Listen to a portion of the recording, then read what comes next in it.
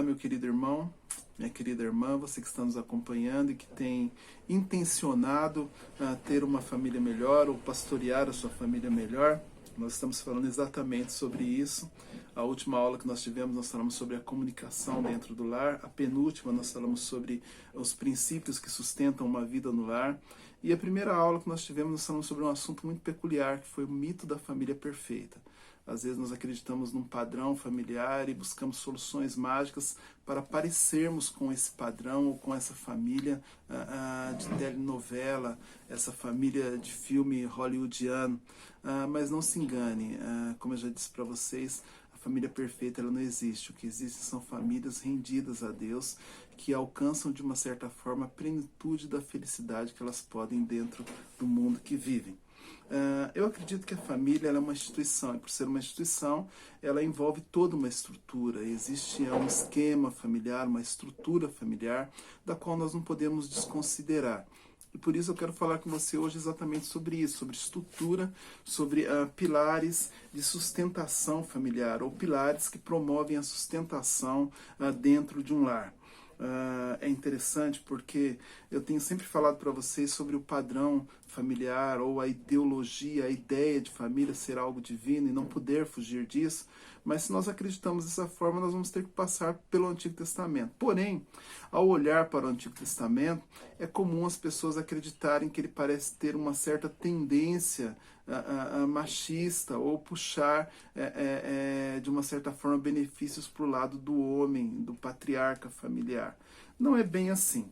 Normalmente quem pensa assim é porque tem uma interpretação um pouco rasa dos textos bíblicos e acabam não entendendo que a família ela é uma instituição criada por Deus. E por ser uma instituição criada por Deus, ela é uma instituição divina, uma instituição da qual Deus cuida. Alguns detalhes que é importante nós percebermos dentro do próprio Antigo Testamento é a forma que cada homem cuidava da sua esposa ou da sua família. Aliás, dentro da lei de Moisés, era de uma certa forma obrigatório para o homem promover a felicidade dentro do lar. Promover a felicidade da sua esposa, promover a felicidade, o ensino, o sustento dos seus filhos. Alguns fatos são muito peculiares. É interessante que quando um homem se casava, até privado de ir para a guerra ele era. O primeiro ano da sua vida tinha que ser destinado à sua esposa. Não era destinado à guerra, não era destinado ao trabalho, era destinado à sua esposa. Era comum também você encontrar dentro dos textos, dos textos bíblicos, a ordem de que o homem tem que promover não só o básico para a família, mas promover além do básico. Ele tem que ser referência para a família. Por um lado, isso não é uma coisa só do lado do homem. Por um lado, existe a questão da esposa, que deveria promover também o equilíbrio dentro do lar, a alegria dentro do lar, o respeito dentro dos filhos, a orientação clara para que eles crescessem e fossem pessoas melhores para a sociedade ou para a comunidade que ele vivia. Isso tudo, quando nós falamos sobre isso, nós não podemos ignorar que esse relacionamento ele deveria ser permeado pelo amor e de uma certa forma não era um amor sentimental. Porque quando nós falamos sobre amor, a impressão que nós temos é que é um sentimento avassalador, que nos deixa em transe, que nos faz fazer besteiras, mas não é bem isso que é o significado claro do amor dentro de um lar ou até mesmo dentro de um relacionamento. O amor é muito mais que isso. O amor é muito mais que um êxtase e que um sentimento de transe emocional. O amor, ele de uma certa forma, ele envolve atitudes concretas que sustentam todo e qualquer relacionamento. E por envolver atitudes concretas, ele envolve também demonstrações concretas. Ele não pode acontecer, de uma certa forma, baseado somente em palavras, porque senão ele não vai ser estruturado. Essas atitudes concretas, como que a gente poderia dizer, essas demonstrações concretas, nós poderíamos citar ou poderíamos tratar hoje aqui como os alicerces que sustentam um lar. E o primeiro deles que eu quero falar com você se trata da atenção. Quem ama, presta atenção na pessoa que ama. Quem ama, presta atenção naquilo que o cônjuge diz. Consequentemente, esse é um hábito que envolverá todo o ambiente familiar. quando marido e esposa têm entre si esse acordo, ou quando se amam ao ponto de um prestar atenção naquilo que o outro diz, em consequência, os filhos farão o mesmo. Em nosso último encontro, nós falamos sobre a importância da comunicação saudável dentro de um lar. Porém, ela só se torna possível se nós zelarmos pela questão da atenção. Não há comunicação saudável se não houver uma atenção saudável. Preste bem atenção naquilo que eu vou dizer para você. Em muitos lares, o excesso de fala, ou até mesmo de gritos e demonstrações, eles vão demonstrar apenas a surdez ou a falta de comunicação que tomou conta daquela família, ou de cada membro daquele lar. Gritos, normalmente, são a expressão de pessoas que vivem no deserto da comunicação. E por estarem no deserto da comunicação, elas tentam ser notadas da forma que podem. E olha, é terrível você estar dentro de um lar e você não ser notado, você não ser percebido. Pode parecer estranho, mas eu, você ou qualquer pessoa, seja criança, seja adulto, seja uma pessoa mais idosa, nós temos em nós, implícito em nós, nós temos a necessidade de obtermos a atenção ou de sermos notados no convívio que nós participamos ou na comunidade que nós estamos inseridos. O fato é que nós precisamos ser notados. E se nós não formos notados, nós vamos ser tomados por um sentimento de abandono ou por um sentimento de desprezo por aqueles que vivem ao nosso lado ou no nosso hall de convivência. Hoje pela manhã, eu estava vendo as redes sociais e eu passei rapidamente, vi uma frase filosófica, dessas frases de redes sociais, que o pessoal cita porque acha bonita. Eu quero compartilhar com você porque eu acho no mínimo importante. Ela diz o seguinte: quando ninguém te acorda de manhã, quando ninguém te espera à noite, quando você pode fazer o que quiser, como isso se chama? Liberdade ou se chama solidão? É interessante pensar assim, porque o relacionamento familiar ele não é diferente. Às vezes nós lutamos por um espaço, lutamos por sermos apenas a pessoa que fala, não damos a atenção ao que os outros dizem, ao que os outros componentes da família nuclear eles dizem, e quando nós percebemos já é tarde, nós estamos falando sozinho. Dar a atenção àquilo que as pessoas dizem é também dar a atenção àquilo que elas são. E não se engane, quem não gosta de ouvir outras pessoas, mais cedo ou mais tarde, não terá com quem falar. Eu gosto muito da questão das datas comemorativas, mesmo sabendo que ela tem um grande teor comercial, mas eu abomino a ideia de que nós devemos prestar atenção nas pessoas apenas quando isso é imposto por uma cultura, por uma data, por um comércio para as nossas vidas. Quando nós fazemos isso, soa meio que algo que é imposto e que nós talvez não quiséssemos fazer na normalidade, no cotidiano da vida. A ausência ou a fragilidade desse pilar, o pilar da atenção, ele pode causar diversos efeitos dentro de uma família. Incrível que são efeitos trágicos. Uma família que habitualmente não presta atenção nos outros componentes, de uma certa forma essa pessoa pode causar na outra pessoa doenças terríveis, doenças psicossomáticas, pode causar depressão, pode fazer com que essa pessoa tenha autoestima baixa, essa pessoa de uma certa forma pode começar a tentar a errar em determinadas coisas propositavelmente para chamar a atenção, e alguns acabam não amadurecendo porque acreditam que o único momento que tinham atenção dentro de casa é quando eram criança. E aí cria aquelas pessoas com uma certa idade, já jovens, adolescentes, que procuram chamar a atenção se comportando com comportamento infantilizado. Eu poderia citar vários, diversos problemas que a falta de atenção pode causar numa família. Mas existe um, qual eu acho que é um dos principais e um dos mais drásticos, que é o descrédito na instituição familiar. Quando uma pessoa faz parte de uma família disfuncional, uma família que não presta atenção em cada componente, em pessoas que não param para ouvir aquele que está falando, ou aquele que está tentando se expressar, é comum essa pessoa desacreditar que a família pode ser algo funcional. ela vai crescer, ela vai conhecer uma outra pessoa, ela vai se casar e a possibilidade dela criar outra família disfuncional, ela é muito latente. Isso porque nós não conseguimos ensinar aquilo que nós não aprendemos. E se você é um pai de família, preste bem atenção no que eu vou falar. Parar para ouvir a sua esposa, parar para ouvir os seus filhos, fará deles pessoas melhores. E se você é uma mãe de família, não é diferente. Parar para ouvir os seus filhos, parar para ouvir o seu marido, ainda talvez seja uma das decisões mais sábias que você possa tomar dentro do seu lar. É muito grave a gente ignorar isso. E a Bíblia, ela leva isso muito a sério. Se nós observarmos em Provérbios 11, versículo 29, a Bíblia nos ensina que quem causa problemas à sua família herdará somente vento.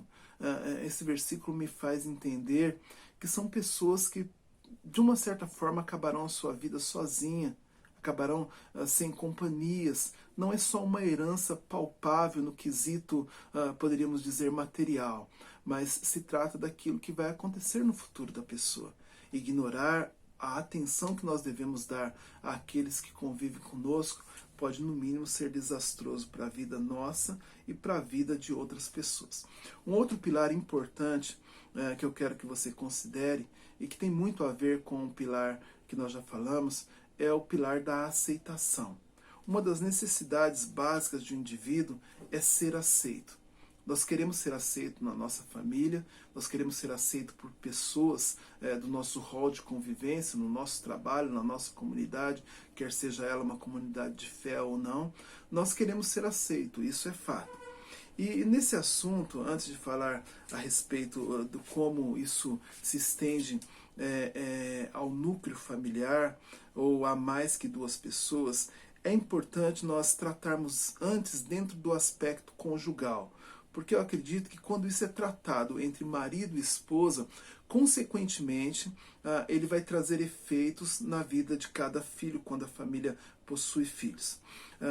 Após alguns anos de casado, ou após alguns meses, às vezes até após alguns dias, alguns casais eles começam a perceber supostos defeitos no cônjuge. Ou às vezes não é nem defeito, às vezes são simples diferença um no outro. O marido começa a perceber que a esposa faz coisas diferentes, que ele não estava acostumado. Afinal de contas, eles vêm de famílias diferentes. A esposa também começa a observar hábitos no marido, dos quais ela não estava acostumada. Afinal de contas, ela vem de uma família diferente. E aí, algumas palavras, que talvez seja familiar para você, começam a ser proliferadas dentro do lar, começam a ser ditas dentro do lar. Palavras como, eu não conhecia essa pessoa com a quem eu me casei. Ou talvez, você era tão diferente enquanto nós namorávamos. E também existem palavras como, olha, aonde eu fui criado, nós não fazíamos isso. Esse não era o comportamento dentro do lar que eu fui criado. Então, quando essas palavras passam a ser ditas dentro do lar, ou no mínimo pensado, talvez você nunca tenha dito isso, mas tenha pensado, significa que está havendo um conflito dentro do lar quanto à aceitação. O grande problema ainda não é esse. Eu acredito que todo conflito ele pode fazer com que pessoas saiam dele vitoriosas ou derrotadas. Você ainda pode optar por isso.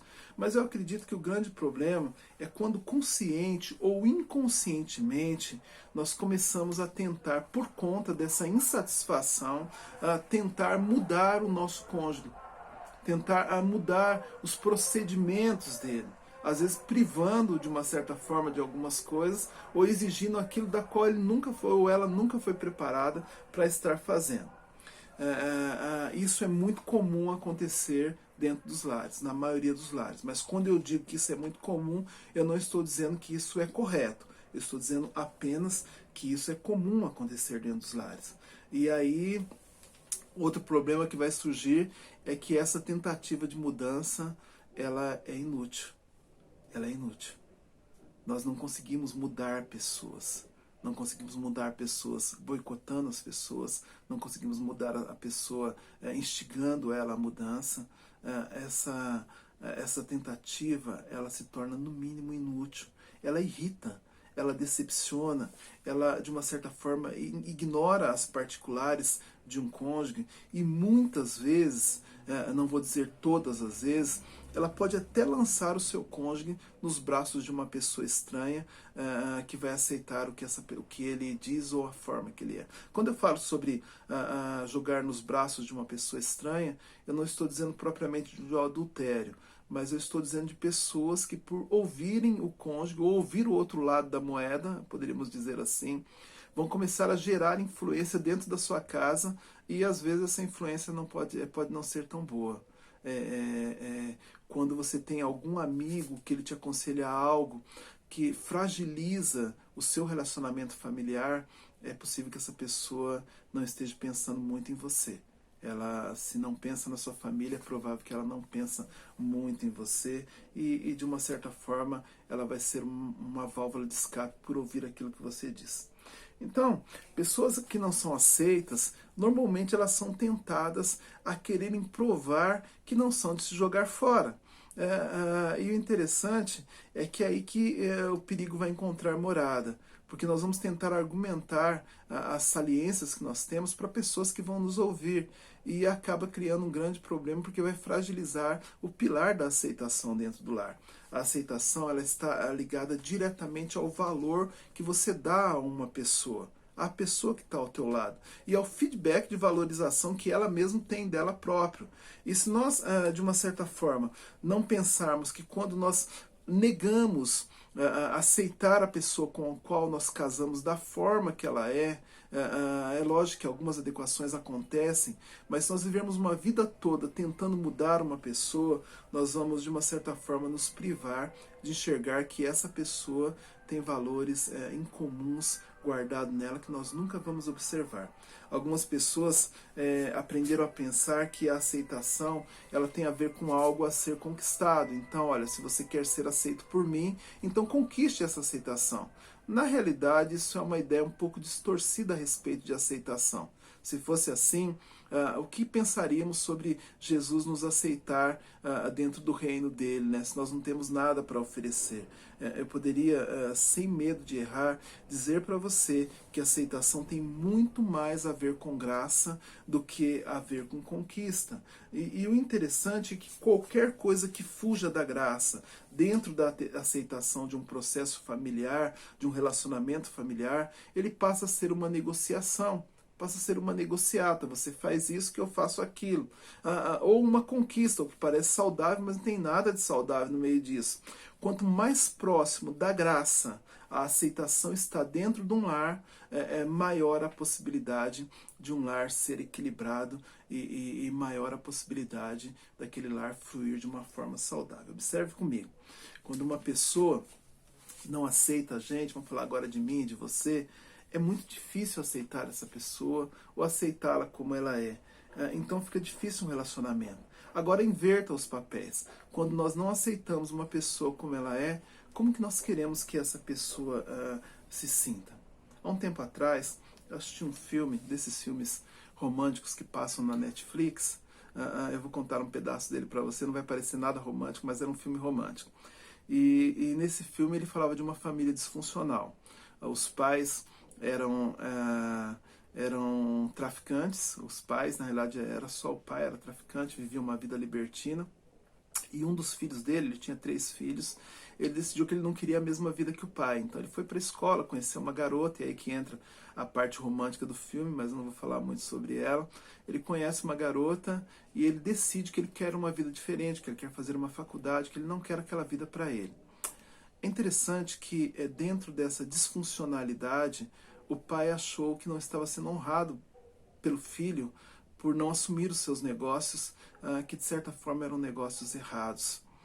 E aí o interessante é que no final do filme, essa disfuncionalidade, essa falta de aceitação do pai pelo filho, e do filho pelo aquilo que o pai era, de uma certa forma, ocasionou na morte do filho. O próprio pai, ele chama o filho pelo nome, com um rifle na mão, e dá um tiro na cabeça do filho. É trágica a história, não parece filme romântico, né? Porque eu não contei a parte romântica.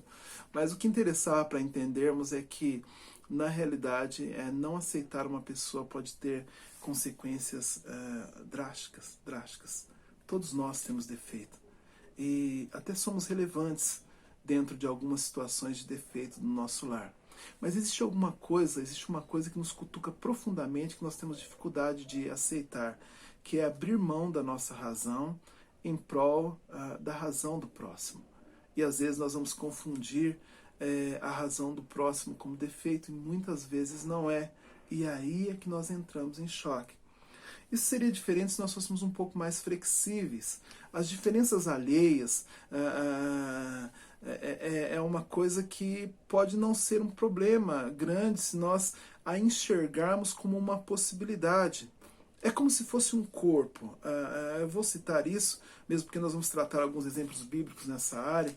Um corpo ele é composto de várias partes. Uma família funcional, eu estou dizendo, ela jamais vai ser composta de pessoas que são idênticas. Ela vai ser composta de pessoas que são diferentes. Respeitar as diferenças é crer que isso também nos faz funcionais e nos faz mais fortes, nos faz mais capacitados como família.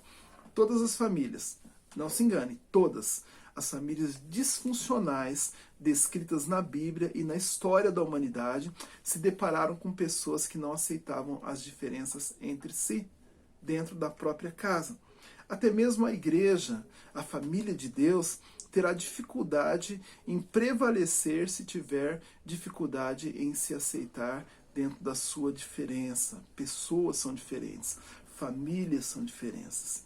Paulo, quando trata isso, quando vai falar à igreja de Romano, ele usa um exemplo que eu acho muito interessante. Ele diz o seguinte: assim como cada um de nós tem um corpo com muitos membros, e esses membros não exercem todos a mesma função, assim também em Cristo, que nós somos muitos, formamos um corpo e cada membro está ligado a todos os outros. Temos diferentes dons de acordo com a graça que foi nos dado. Se alguém tem o dom de profetizar, use-o na proporção da sua fé. Se o seu dom é servir, sirva. Se é ensinar, ensine. Se é dar ânimo, que assim faça. Se é contribuir, que contribua generosamente. Se é exercer liderança, que a exerça com zelo. Se é mostrar misericórdia, que o faça com alegria. Romanos 12, 4 a 8. Porém, como é fácil achar defeitos nas pessoas, né? Como que é fácil achar defeito nos outros, como é fácil argumentar que nós não podemos aceitar as pessoas por causa dos seus defeitos. Quando assim nós fazemos, é inevitável nós tentarmos mudar as pessoas. Então, a partir do momento que nós começamos a caçar defeito, nós começamos a tentar mudar as pessoas. E muitas vezes nós damos a desculpa de que é para ela ser uma pessoa melhor, para ela parecer mais com Jesus, mas muitas vezes nós queremos que elas pareçam com a gente. Agora, não se engane. Se você conviver com uma pessoa que for a sua cópia, idêntica, e faz exatamente aquilo que você faz, talvez você não goste muito. Talvez você se surpreenda com o que você vai se encontrar. E eu não quero, com isso, fazer uma crítica, mas mostrar que para sermos funcionais, nós precisamos aceitar as diferenças alheias e entender que nós somos agraciados por ela. O terceiro pilar que eu quero tratar com você se trata do pilar da afeição. Mas o que é a afeição? Primeiro vamos discriminar o que é isso, né? A afeição, ela é uma ligação afetiva, ela demanda um sentimento amoroso em relação de alguém. E aí, o interessante é que a afeição, ela não é algo que aparece assim, pronto, e acontece.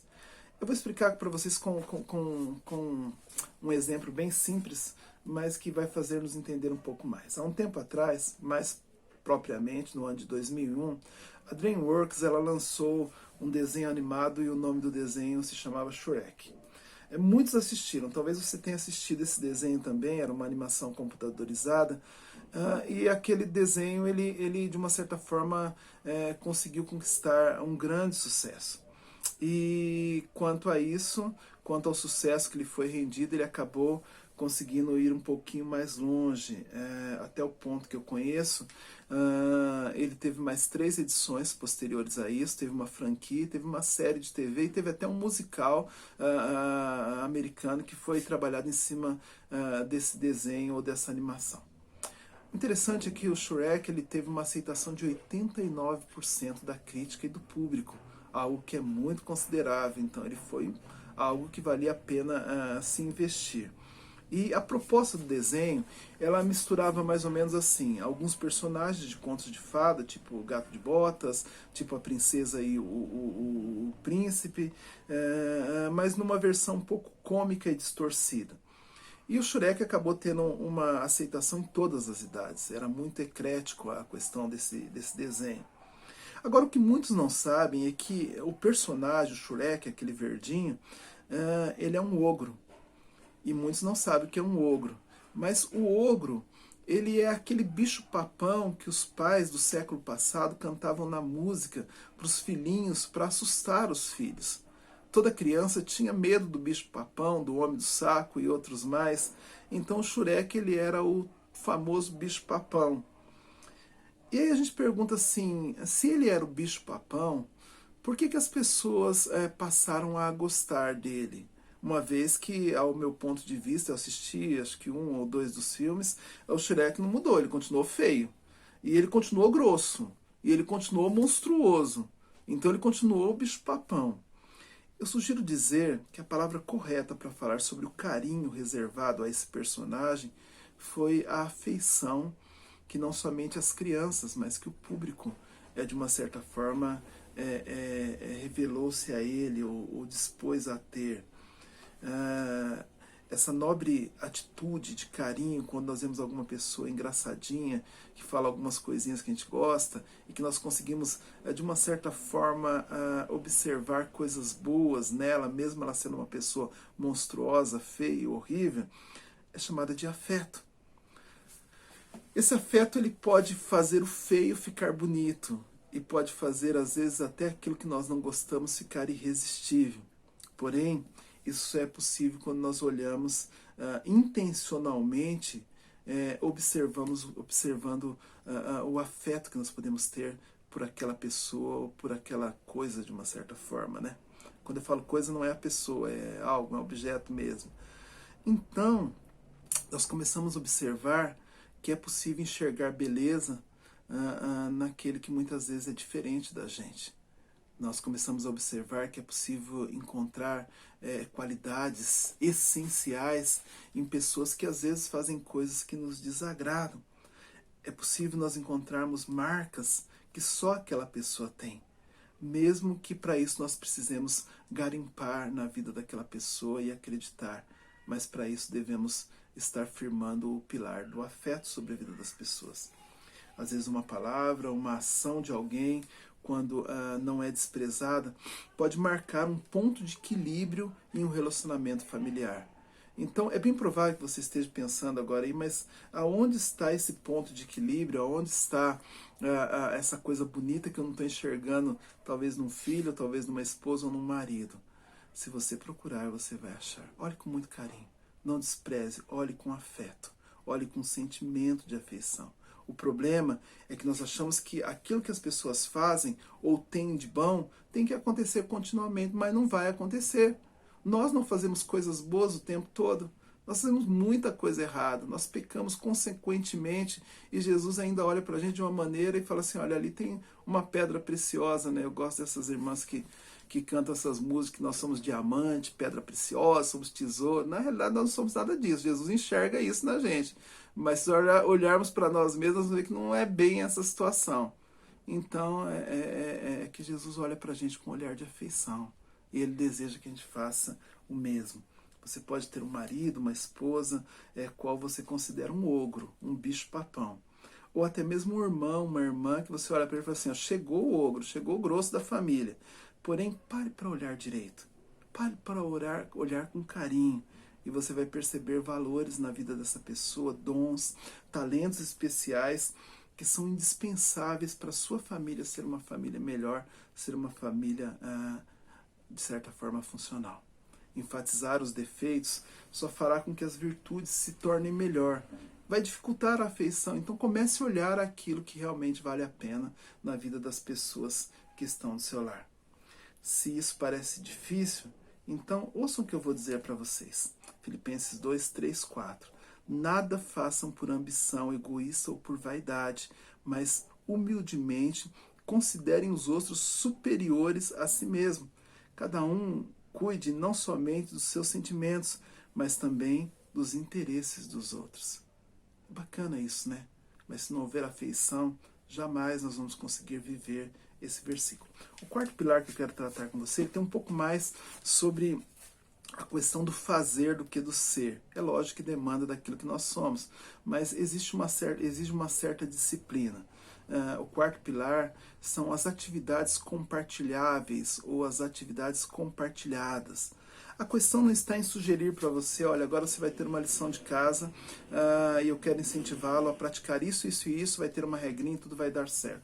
Não é assim que funciona. Muitos tentam dessa maneira, mas apenas tentar a lição de casa talvez não resolva. Você vai ter que olhar para você mesmo e falar assim, olha, eu preciso compartilhar coisas com a minha família. Eu posso estar deixando esse pilar, de uma certa forma, ruir no meu lar.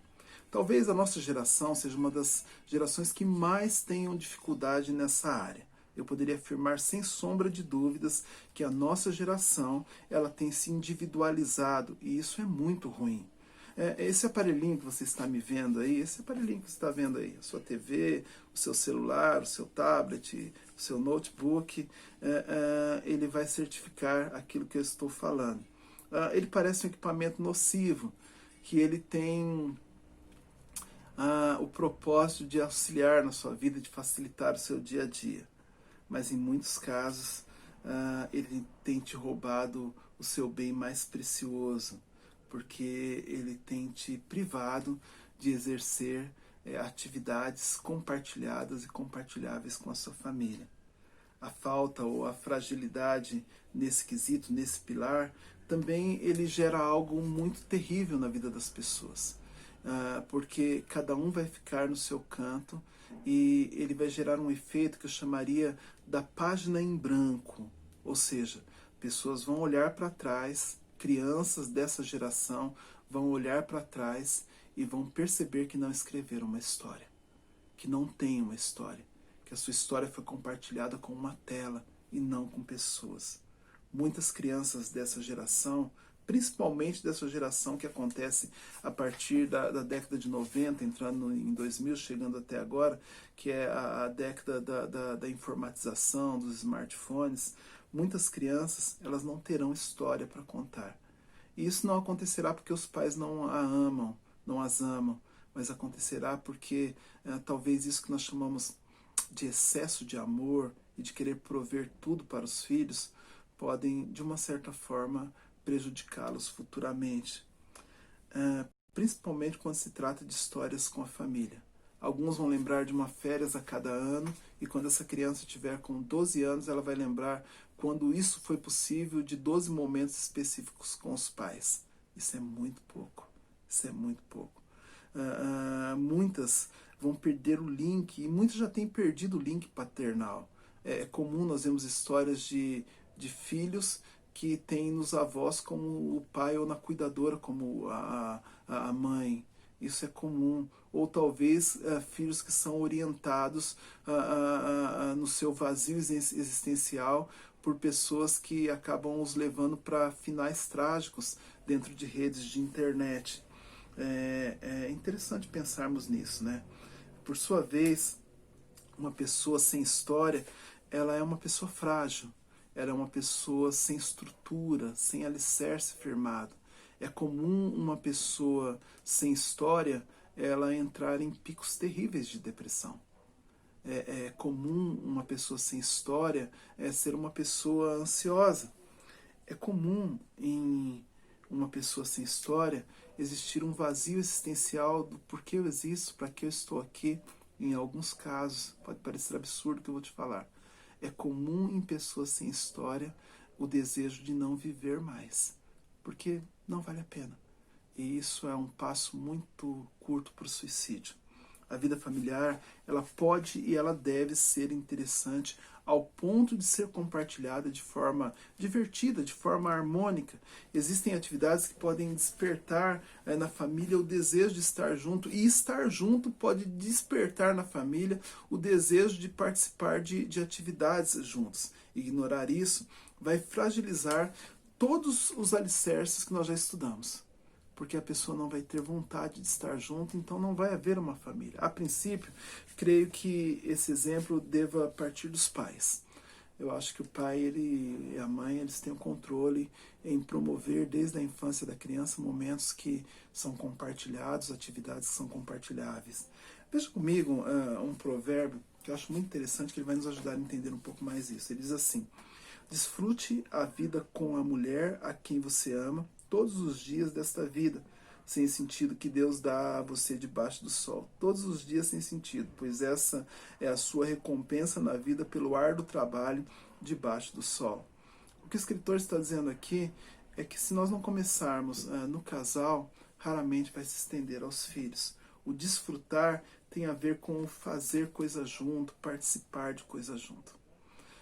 Pais normalmente divididos, eles criam filhos que são desgarrados. Isso porque a atividade compartilhada, ela não fará parte do ambiente familiar. Se nós queremos viver em um lar equilibrado, saudável, nós precisamos aprender a fazer coisas juntos. Essa é a tarefa que não pode ser terceirizada no lar. Tem muita coisa que outras pessoas podem fazer por nós, mas compartilhar momentos com nossos familiares tem que ser algo presencial. Não dá para ser tipo home office, né? Não dá para ser à distância. Porém, existe um pilar, e eu vou finalizar nesse agora, o qual eu entendo ser o principal em um ambiente familiar, que é o pilar da devoção. Todos os pilares citados anteriormente contribuem e são especiais para a saúde familiar. Porém, a devoção, ela pode capacitar, ela pode alavancar a pessoa à vida eterna. Quando eu digo pode, é porque eu não acredito ser qualquer devoção, mas a devoção a Deus, a devoção a Jesus. Não dá para ser qualquer tipo de situação. Nós podemos ser devotos até ao nosso trabalho, até mesmo a coisas que não vale tanto a pena. Mas quando eu falo de eternidade, eu estou falando de devoção a Deus. Muitas pessoas ainda não sabem, mas o reconhecimento pessoal, ele será possível na eternidade. Quando você estiver na eternidade, você vai reconhecer o seu filho, sua filha, sua mãe, seu pai, seu avô, e até pessoas que você nunca viu na vida. Vai haver essa possibilidade, isso é bíblico. Agora, a questão é a seguinte, como que nós podemos investir em pilares que apenas nos promovem o tempo do qual nós passamos por essa terra? A devoção a Deus, ela pode nos alavancar à vida eterna, e isso é muito sério. Porém, assim como para mim e para você existem duas possibilidades eternas, nós temos que pensar que tipo de devoção nós queremos ter dentro da nossa vida. Qual que é a devoção que eu vou trabalhar dentro do meu lar para que eu tenha uma eternidade feliz com aqueles que eu amo? Por isso a Bíblia vai nos ensinar da seguinte maneira. Salmo 127, 3 vai dizer assim: os filhos são herança do Senhor. Esse teor de herança traz uma impressão de uma certa responsabilidade. Um pouquinho mais à frente, Provérbios 22, 6 diz assim: instrua a criança segundo os objetivos que você tem para ela. E mesmo com o passar dos anos, ela não se desviará deles. E mesmo quando quando fala a respeito de questões conjugais, questões familiares, nós vemos Deuteronômio 6, versículo 6, 7, dizer assim: que todas essas palavras que hoje te ordeno estejam em seu coração, ensine-as com persistência a seus filhos, converse sobre elas quando estiver sentado em casa, quando estiver andando pelo caminho, quando se deitar e quando se levantar. Sua família é o seu principal ministério e você não pode esquecer disso. Plantar um período de devoção dentro do seu lar ainda é algo muito importante.